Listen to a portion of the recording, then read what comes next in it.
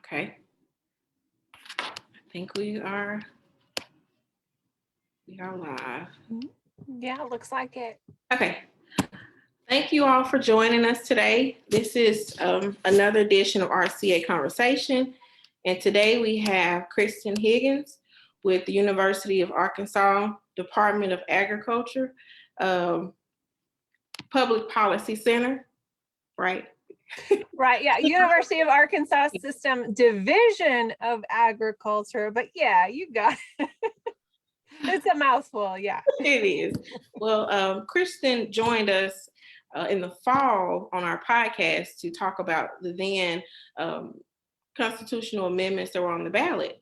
And of course, we're finished with that, and we one was chosen, right, and one was thrown off that we learned about that was still on the ballot at the time. But today we'll do a little talking about the process of a bill, because I've received a lot of questions about this, so we'll just do a little overview of that. And then we'll go into the proposed constitutional amendments that are coming from the legislature, and we'll end with redistricting. Kristin, do you want to say anything before we get started? No, maybe that our conversation today is just proof or an example of how voter education is year round and not just right before the election. You know, that things are happening and people can be involved year round. For sure. Okay, so let's get started. So could you give an overview of a bill's process? Yeah, sure. So, some people are very familiar with the Arkansas legislature, and then some, are just like, okay, I know we have lawmakers, but I'm not necessarily familiar with the process. And so just taking it a step backwards, we have two chambers in our legislature. We have the House and the Senate. So just the same at the State House as in the US Capitol. And lawmakers in both of those chambers can file bills or propose laws that they will then debate and discuss before they can vote on it. So there's a process that takes place.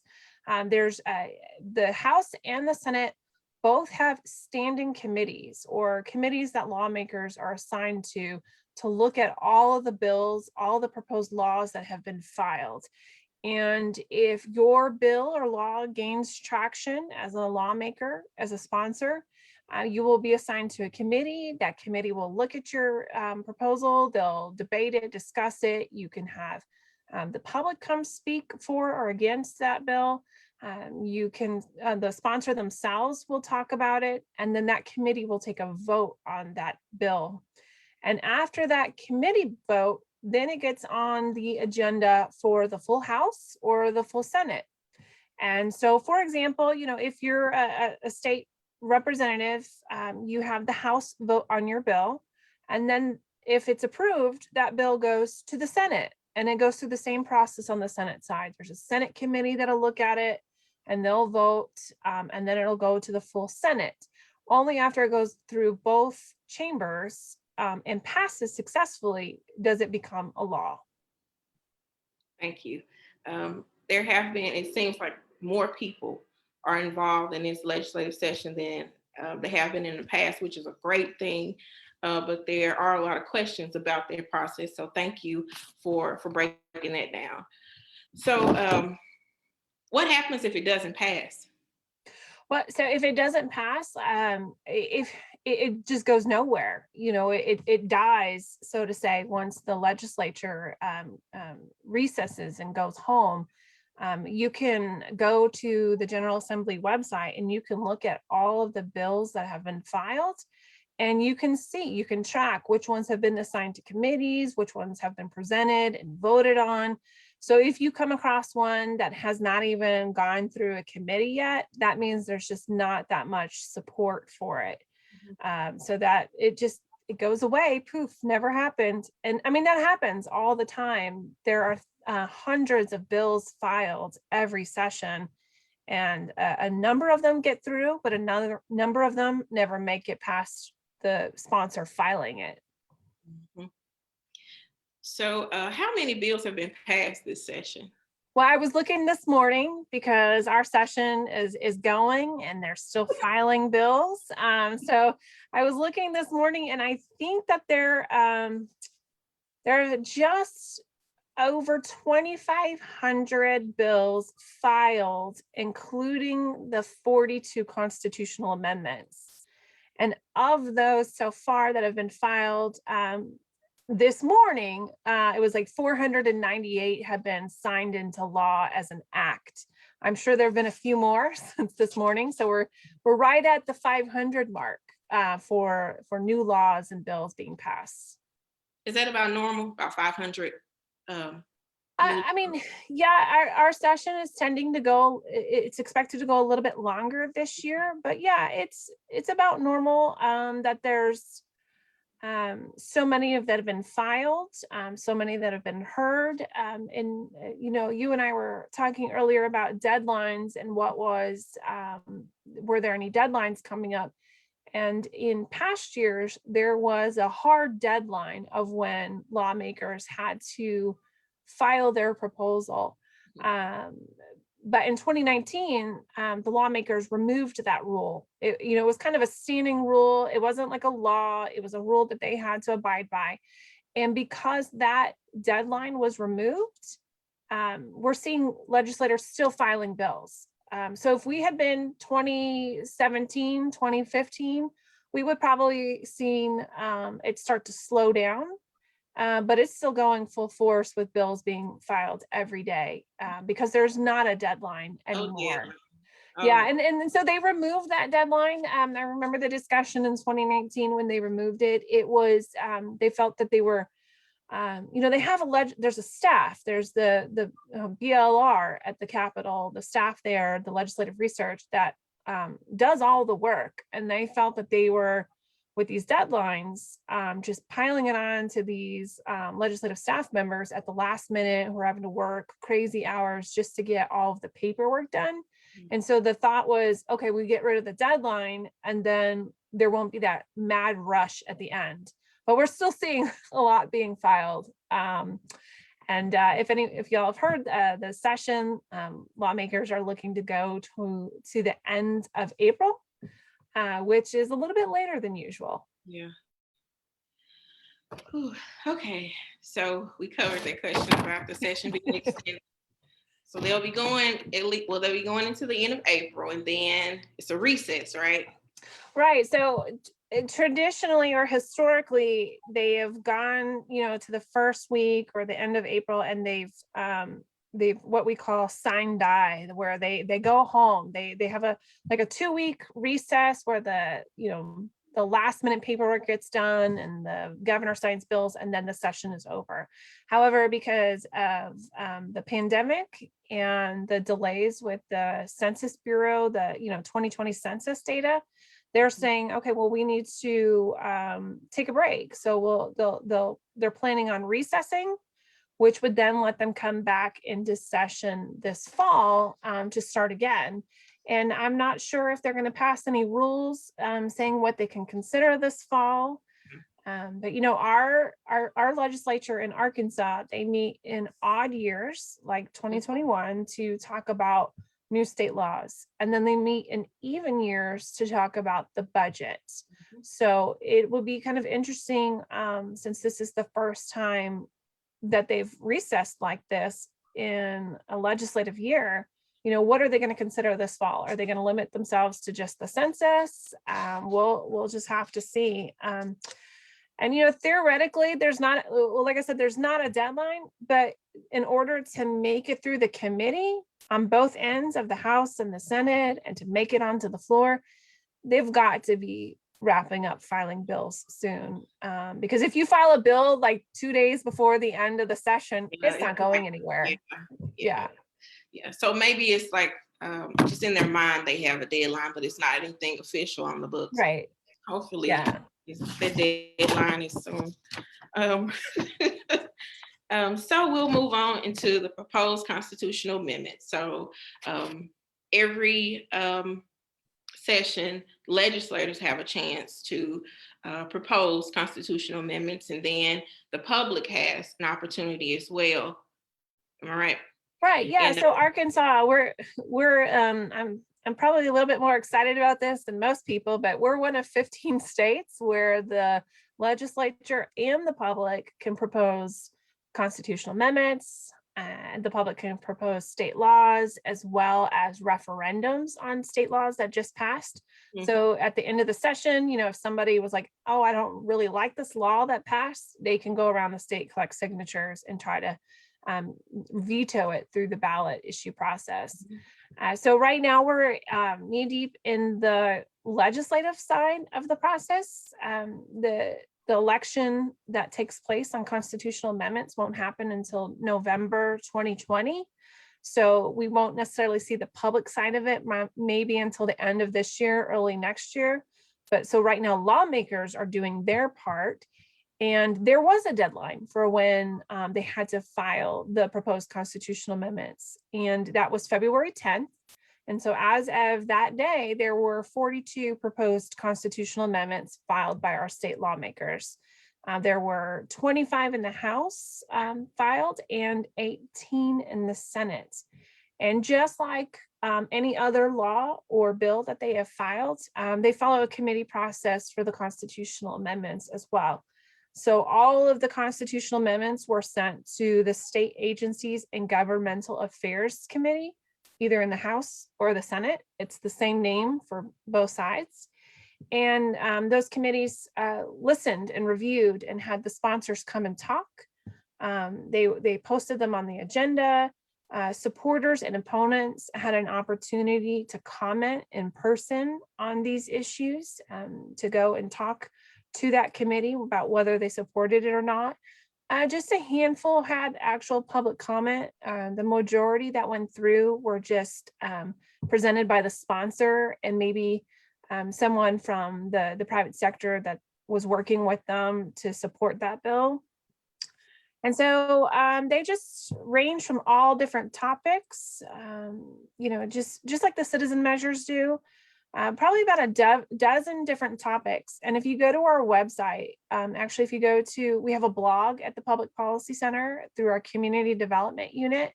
So if you go to our website at uaex.uada.edu/CPED blog, you will find our rundown of the 42 issues and see like what were the topics. But just to give you some examples, the topics ranged from elections, for ballot issues, for looking at making judges a partisan race. They're a nonpartisan race right now. They've talked about caps on damages and medical lawsuits, limiting or actually expanding the legislature's role in writing the rules for our court systems. Those are some issues that were on the ballot in the past. Establishing a minimum wage commission, looking at renters' rights, religious freedom, right to bear arms, taxes, doing away with personal property taxes, to public debt. So there's just a wide gamut of topics that they're covering. And so the committees have started, they're really wrapping up their work. They're getting ready to send a proposal to their chamber. So for example, out of the 25 from the House, the 25 different proposals, they only heard 17. So if you weren't heard, yours is gone. It's just not happening anytime soon. So they have to send the proposed. So how many does the committee choose, or the slate? Is there a slate that they choose to send to the full House to vote on? Yes, there is a slate that they can send. So they can send as many as they want to the House or to the Senate. But the Arkansas Constitution limits how many they can send to the voters. Yes. So our Constitution says our lawmakers can only refer up to 3 constitutional amendments to the voters to decide. So, going from 42 to 3 can be a pretty tough job. Some years they've only referred 2. Some years they've referred 1. Most years they do send 3 to the voters to decide. And then there is a tradition in the legislature where they take turns. So for example, the House will send one, the Senate will send one, and then they take turns on what that third one could be. And so this year it's the Senate's turn to refer one. But they've got to be popular. They've got to have support in both the House and the Senate, because if they're not going to get through. So we'll be seeing in the next couple weeks. They should have, maybe in the next week or two, definitely by the recess, they will have referred to the full chamber, and voted. So we'll know a month from today what the legislature is sending to us on the ballot in November 2022. All right, so up to two will come from the Senate, and one will come from the House this year. Right. All right.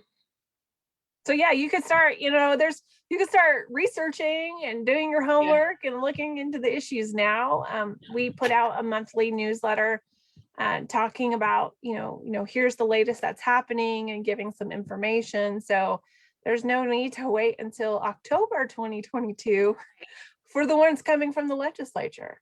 Yeah, I'll have to make sure I put your website in the comments of this video, because you are a great resource when it comes to especially those constitutional amendments and other things related to the election and even the legislative session on the process like you've given earlier. So I'll definitely put that in the comments for people to review later. So now to redistricting. So first, why do we have it? Yeah, it's a busy year, isn't it? Between the legislative session, the pandemic, and then redistricting. So redistricting, it's just kind of it's a fundamental process that our country and our state and our communities go through every 10 years after the US Census. Again, going back to the basic civics, our country is a representative democracy, which means that we vote for our lawmakers, we vote for our government at the local level, state level, and the US Congress. Mm-hmm. And so we all live in districts, which are geographic areas, not just your city or your county, not just your state, but, if you're living in a city, you might have, 4 to 7 city council members. You have your quorum court members. Even redistricting can even affect the school board level, because redistricting, the concept is that each geographic area would have the same number of people in that area. Kind of going back to that one person, one vote principle, where each person has equal access to government and equal access for representation.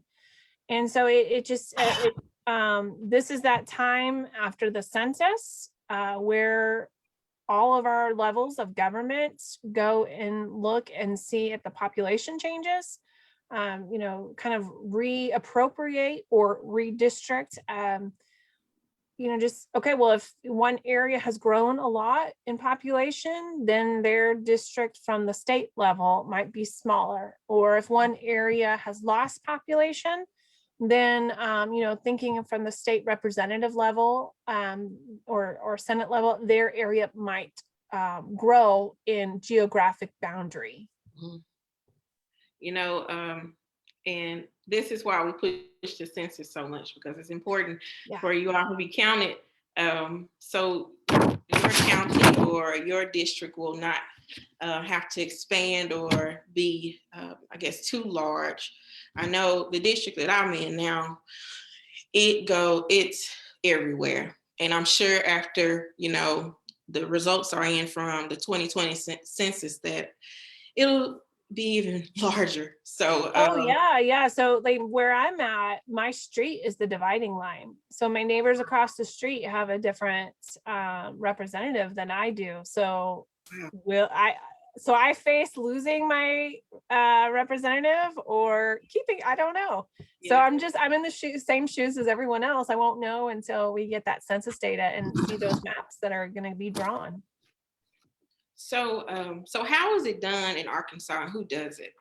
There's a lot of layers of redistricting countrywide and then within the state as well.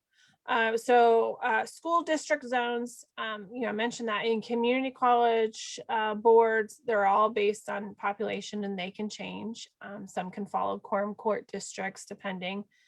At the city level, because again, I want to stress that this is not just your senator and your representative, but this is your city council member or city board member, depending on what kind of city government you live in. This is your quorum court or justice of the peace that we're talking about that can be changed. So the people who are dealing with your everyday government decisions.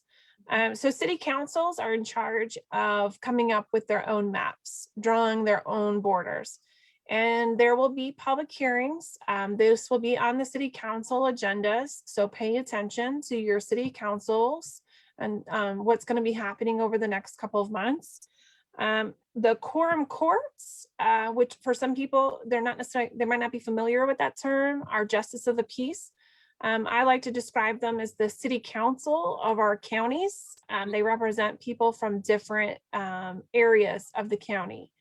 Their boundaries are drawn actually by the election commission, which is another reason to be familiar with who your election commissioners are, because they do have a say beyond just handling, the counting of ballots. They do have a role in drawing boundaries in your community.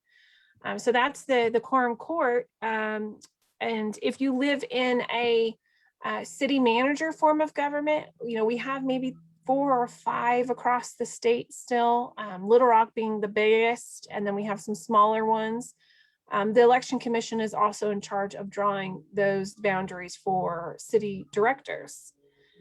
So then at the state level, we have something called the Board of Apportionment.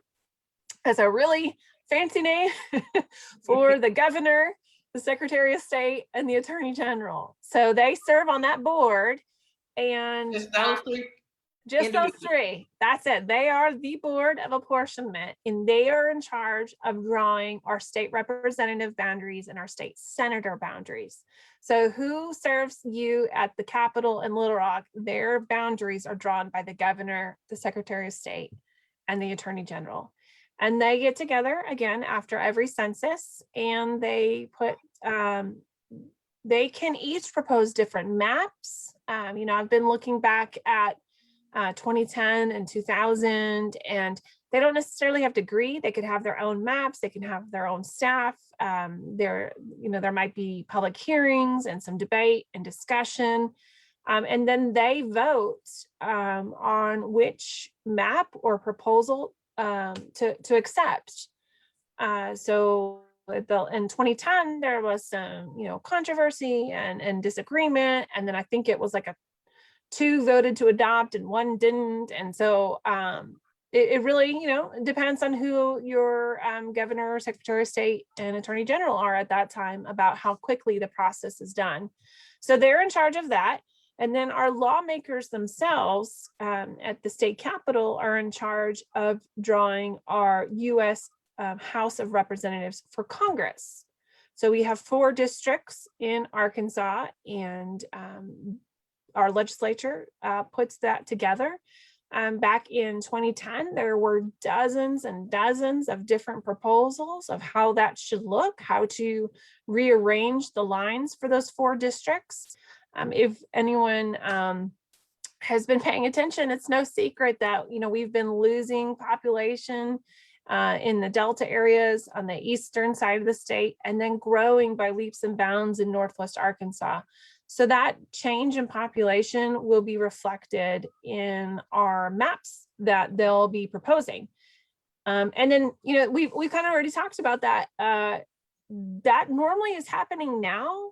2010 2011 in March, they were voting, they were talking about this, but the census data has been delayed. And so they've been told by the US Census Bureau not to expect the information until September, and to be ready in September to start talking about what those maps should look like.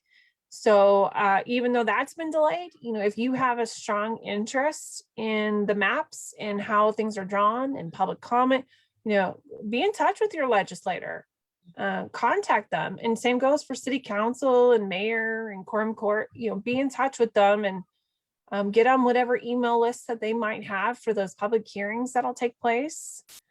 Just pay attention for that.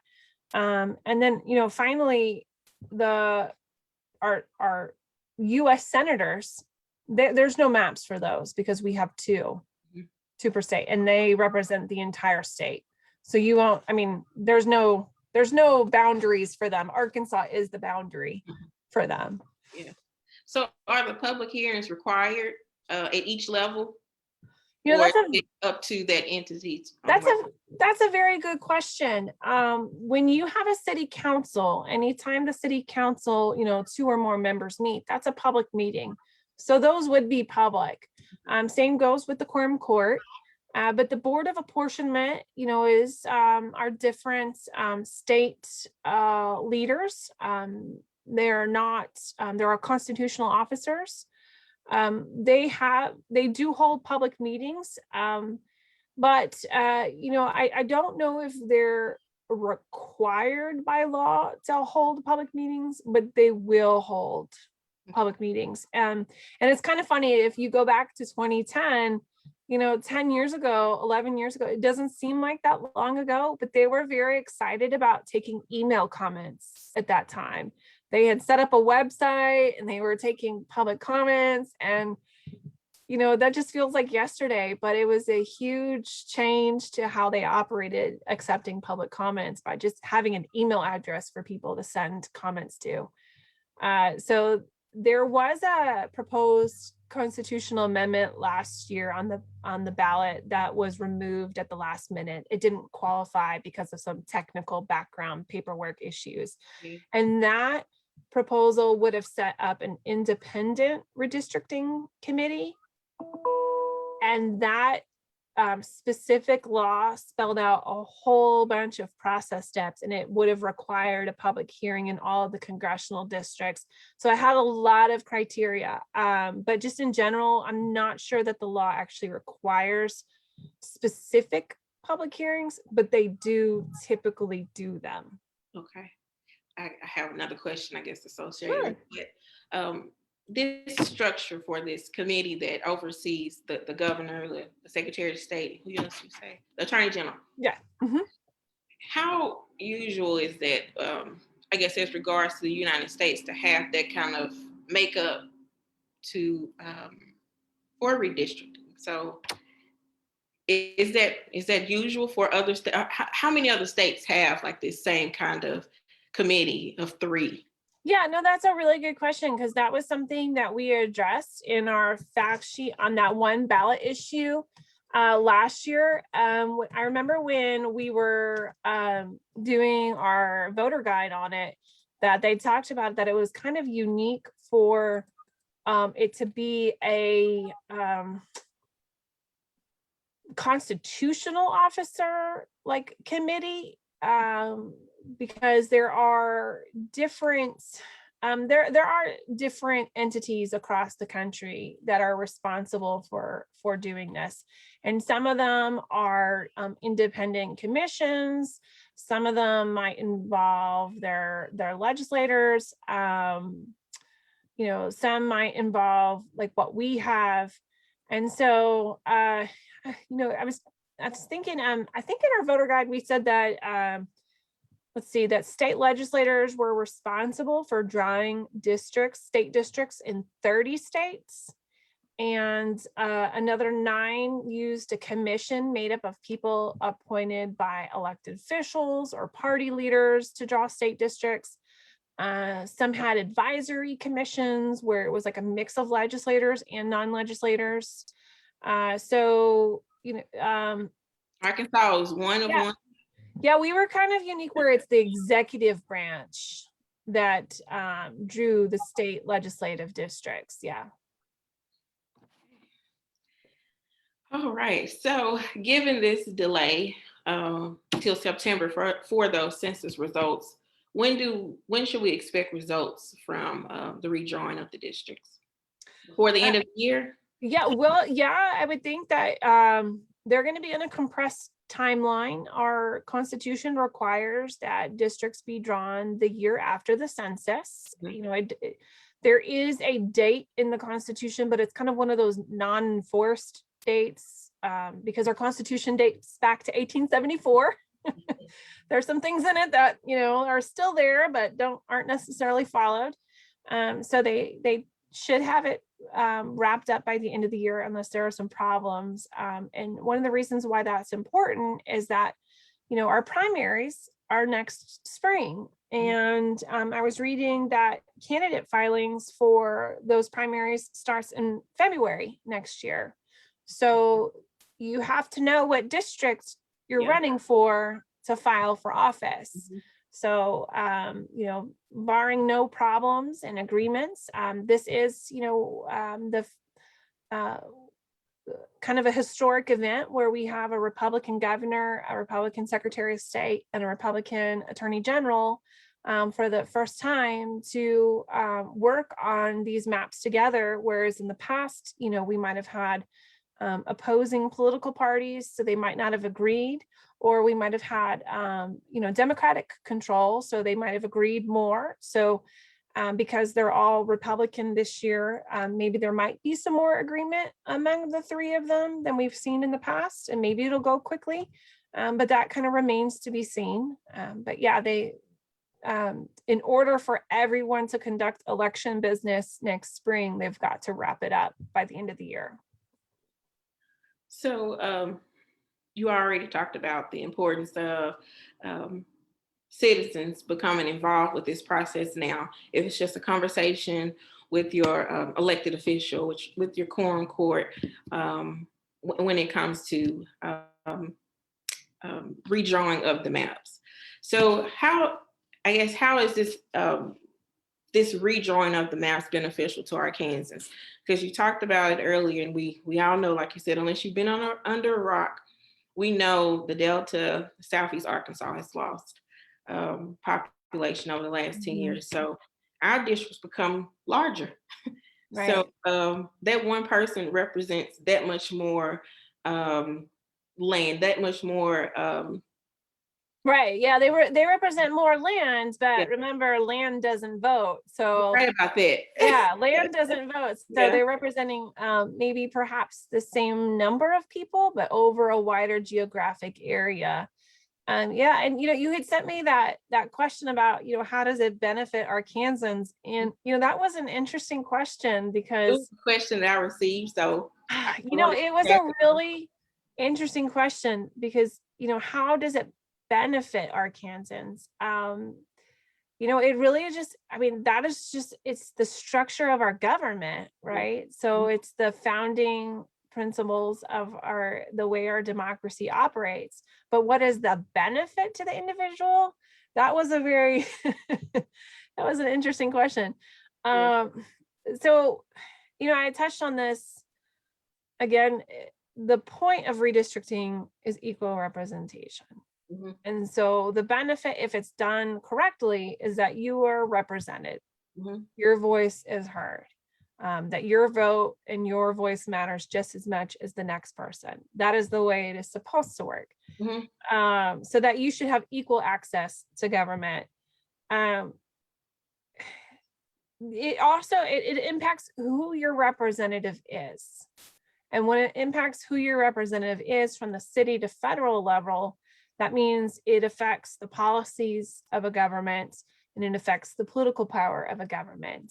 And so whether you benefit or not, it does impact your daily life in that the districts and the boundaries determine who represents you and the popularity of the policies that get passed and adopted to, again, influence either your life or your business, everything that happens in your community.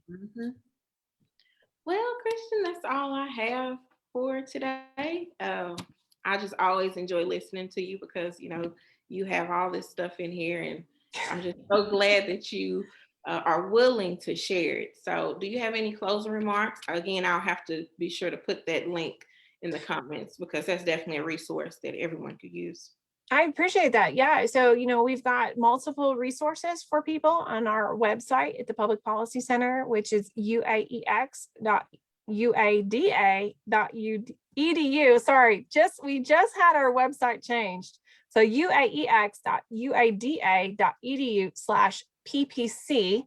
And if you go to our Public Policy Center website, you'll see that we have created just a basics on what is redistricting with some links. So if you're interested in kind of taking the maps and the numbers and playing around for yourself, there's some links to some interactive websites where you can be the person redistricting, and then you can kind of create your own maps to see what it's like.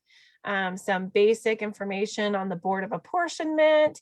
And then our state Geographic Information Systems Office just released decades worth of maps to kind of compare how the districts have changed over time. So we'll have links to them.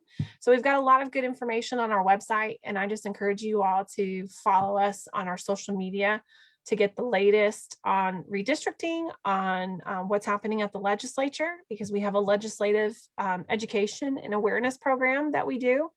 And also for those ballot issues, for some neutral information. And again, we didn't touch on this at the beginning, but just stress that we're part of the University of Arkansas system, and we exist to provide people with the information, the neutral research-based information that they need to make decisions about their lives. So we're not telling you how to vote one way or the other.